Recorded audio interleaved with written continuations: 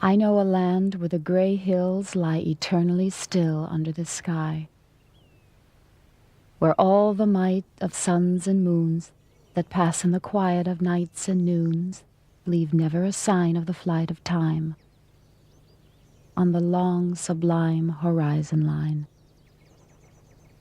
Ethel Waxham.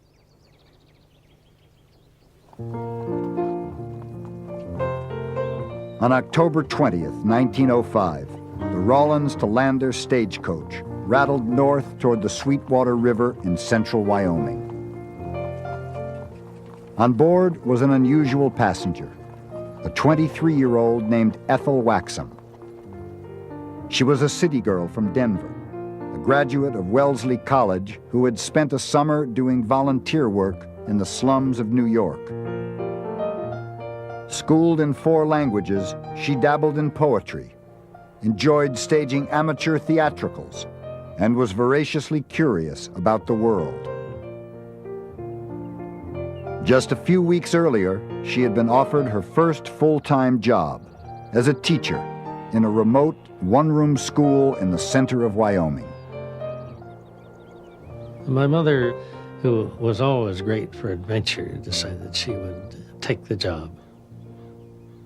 Of course, the adventure started when the Mills family, with whom she would live and whose 3 children she would teach, wrote her and told her what things to bring and what kind of clothing and what to expect. But there was no mention of how beautiful the ranch was and what the scenery was like and what the people were like. So all those things were a surprise and a revelation to her. She moved in to the Red Bluff Ranch and started recording her observations of the remarkable new life she'd begun to lead. At last we saw the little schoolhouse of logs, 14 by 16 with a good sod roof. The whole was put up, I believe, at an original expenditure of $75. The door has had some passerby's 6-shooter emptied into it. She began teaching, 7 students in all, ages 8 to 16. The first 15 minutes or half hour are given to reading Uncle Tom's Cabin, or Kidnapped, while we all sit about the stove to keep warm. Usually, in the middle of the reading, the sound of a horse galloping down the frozen road distracts the attention of the boys. Until a few moments later, 6-foot George Schlichting opens the door, a sack of oats in one hand, his lunch tied up in a dish rag in the other.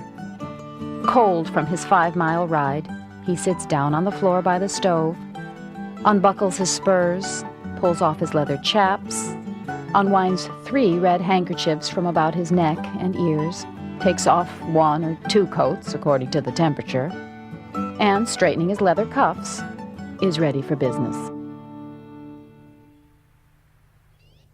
Visitors to the ranch where Ethel lived were few, sometimes no one for days. But among those who came by with increasing regularity, despite a difficult 11-hour ride, was a rugged sheep rancher named John Galloway Love. Mr. Love is a Scotchman about 35 years old. His face was kindly, with shrewd blue twinkling eyes. But his voice was most peculiar and characteristic. Close analysis fails to find the charm of it. A little Scotch dialect, a little slow drawl, a little nasal quality, and a tone as if he were speaking out of doors. He is full of quaint turns of speech and unusual expressions, for he is not a common sheep herder, it is said, but a sheep baron, or mutton heir. My father was unmarried, and he was beginning to make a little money, and he wanted a wife. And here was this beautiful schoolmarm. And so, of course, he fell in love with her. But she did not fall in love with him. No bells and whistles rang, but she was intrigued. John Love was born in Wisconsin to Scottish parents. He was bright and resourceful, but high-spirited, and got himself expelled from the University of Nebraska in 1891. Then he had invested what little money he had in 2 horses and a buggy and headed for Wyoming. When his horses died after drinking poisoned water, Love abandoned his belongings and went the last 100 miles on foot. Since then, he had spent 7 years on the range, herding other people's sheep, caring for their cattle, saving up enough money to start a sheep ranch of his own on a treeless stretch of land along Muskrat Creek. I have asked him many times why that godforsaken country would be his home. He knew about the Red Bluff Ranch and other places along the Wind River front, but he chose that because, as he said simply, he needed a lot of room. He wanted his outfit to grow. Ethel Waxham enjoyed Love's wit and his stories about ranching. But when he proposed marriage, she turned him down and went on with her work. When the school year ended, Ethel left Wyoming and entered the University of Colorado and began to work toward a master's degree in literature. Then, letters began to arrive. Muskrat, Wyoming, September the 12th, 1906. Dear Miss Waxham, of course it will cause many a sharp twinge and heartache to have to take no for an answer, but I will never blame you for it in the least, and I will never be sorry that I met you. I will be better for having known you. I know the folly of hoping that your no is not final, but in spite of that knowledge, I know that I will hope until the day that you are married. Only then I will know that the sentence is irrevocable. Yours sincerely, John G. Love. November 12th, 1906. Dear Miss Waxham, I know that you have not been brought up to cook and labour. I have never been on the lookout for a slave, and would not utter a word of censure if you never learned. Or if you got ambitious and made a batch of biscuits that proved fatal to my favourite dog. I will do my level best to win you. And if I fail, I will still want your friendship just the same. Yours sincerely, John G. Love. February 15th, 1907. Dear Mr. Love, I am fortunate in having 2 letters from you to answer in one. The days have been comparatively dull. I am too busy for dances here, if I care to go, which I do not. The 7 months I spent at the ranch I would not exchange for any other 7 months in my life. They seem shorter than 7 weeks, even 7 days here. Sincerely yours, Ethel Waxham. Dear Miss Waxham, I, for one, am glad that your curiosity led you to drift up here to Wyoming, and now my supreme desire in life is to persuade you to come back. With love and kisses, ever yours, John G. Love. Dear Mr. Love, since you began to sign your name as you do, you must have known that I would not like it and would not continue, since we are only friends. I wrote you not to expect any more letters from me unless you stopped it. Ethel P. Waxham.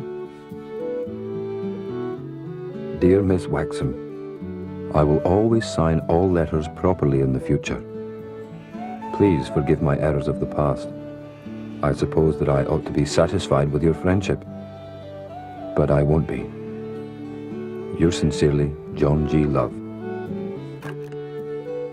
In 1907, Ethel received her master's degree, took a job teaching in Wisconsin for a year, then came back and spent another year in Colorado. Everywhere she went, John Love's letters pursued her. Dear Mr. Love, there are reasons galore why I should not write so often. I'm a beast to write at all. It makes you maybe think that no is not no, but perhaps, or yes, or anything else. Good wishes for your busy season from E.W. P.S. I like you very much.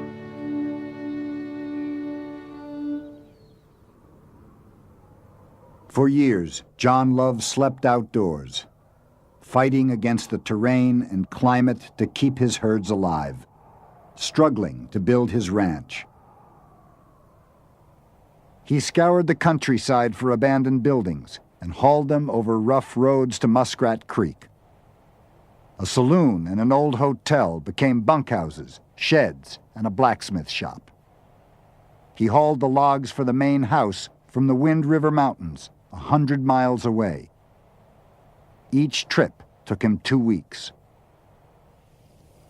October 25th, 1909. Dear Miss Waxham, there is no use in my fixing up the house anymore, papering, etc., until I know how it should be done. And I won't know that until you see it and say how it ought to be fixed.